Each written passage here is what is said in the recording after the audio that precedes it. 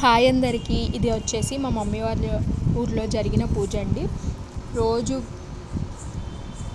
డిఫరెంట్గా చేస్తారండి.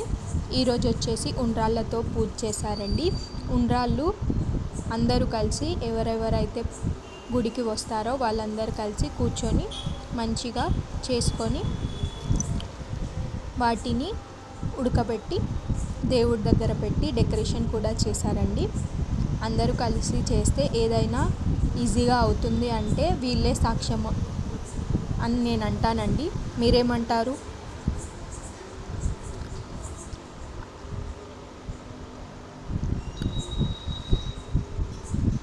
అదే ఉండ్రాళ్ళని పూజలో పెట్టి తర్వాత అందరూ కలిసి ప్రసాదంలాగా స్వీకరించారండి. పూజ కూడా చాలా బాగా జరుగుతుందండి. ఇది వచ్చేసి పూజ అండి.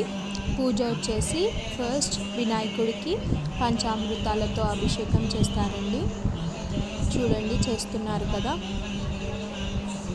పాలు, పెరుగు, తేనె, నెయ్యి, చక్కెర ఇవన్నీ వేసి చేస్తారండి.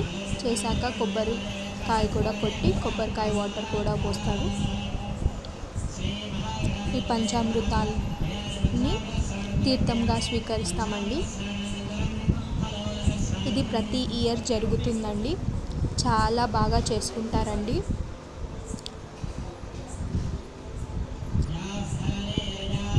నైన్ డేస్ హ్యాపీగా ఎంజాయ్ చేయొచ్చు.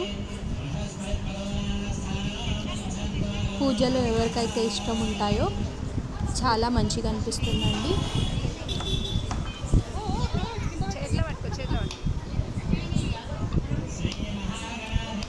ఊర్లో ఉన్న ఆర్యవైశ్యులందరూ